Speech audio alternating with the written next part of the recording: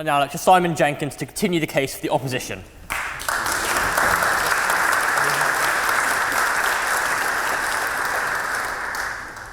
Ladies and gentlemen, I have spent my entire life remembering. I've stood every November day by a cold cenotaph somewhere, remembering.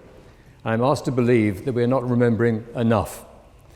We are remembering enough, and my theory is that in some sense, we've got to learn to get these events of the past in proportion and move on.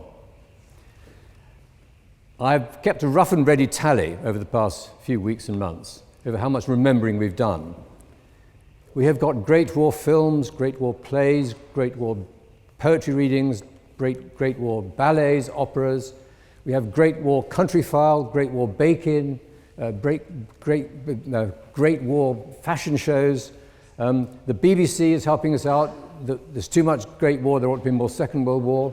We're giving you with a VR headset so you can sit in a Lancaster bomber and shoot down a German fighter in the comfort of your sitting room. There's nothing you can't do, nothing you can't see, nothing you can't experience that isn't bringing to mind the Great War. And we're asked to believe we aren't doing it enough. I believe this is ridiculous. Now, about 5 years ago, David Cameron gave 50 million pounds, I gather now it's 150 million pounds, to celebrate the Great War. Had this money gone to historians, had it gone to veterans, had it gone to the army, had it gone to the War Graves Commission, I might have seen some point in it. It went to the Arts Council. It went to the Arts Council to celebrate the war, or commemorate the war. These words slide one into the other. Through the means of art, largely performance art. As a result of it, we've got primary school children digging trenches, 2,000 people on the Dorset Downs pretending they're in no man's land. We have absurdities of modern performance art and abstraction, supposedly helping us to remember. You can't remember what you were not at. As the speaker before rightly said, remembrance is not the same as remembering. But what is the real difference? The difference to me is that one is synthetic, one is real. When Cameron made a good speech, I thought, on how we should celebrate Remembrance Sunday on the centenary, he drew attention to three things. One was sharing grief, the second was honouring, and the third was learning lessons. As far as the first is concerned, I understand grief. Two of my great uncles died in the First World War, and we were always told to remember them by my parents and my grandparents. But I couldn't really share that grief because I couldn't feel it. I wasn't there. Grief is an intimate, personal emotion, which I think is conducted best privately among those people who know the grief and share the grief. Nationalizing that grief is wrong. It's artificial. You shouldn't nationalize grief. You should not disturb grief. It's private. Honor is more difficult. Honor, by its very nature, is a national enterprise. We're asked to come together to honor people. But even then, I can't quite see how many times you want to honor someone when they're dead. The honor you give them is when they die. The honor you show them is before they've died even. But once the funeral has taken place, they are dead. The concept of honoring is, again, an artificial national thing, which I don't think helps either the people involved or the country as a whole. We must move on from honor. Honor the present living soldiers and the activities they're engaged in. Do not honor the dead in that sense. But the most important thing that Cameron said, which I think does bear discussion, is the question of learning lessons. If I thought that every time we remember the dead of the First World War, and for that matter the Second World War, we were genuinely learning lessons, I would think it was a jolly good thing. I worry that these lessons are being taught not by historians but by the government. And we heard a lot about Michael Gove and Boris Johnson and their version of this remembrance. Thereby it's politicized. I don't like history politicized.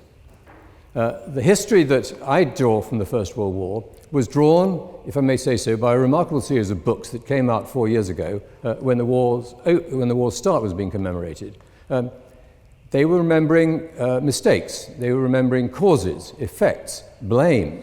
Inevitably they were drawing on the experience of the Germans, How guilty were the Germans? How noble were we? If it was a just war, what was the justice? If our side was just and truthful, were the other side unjust and untruthful?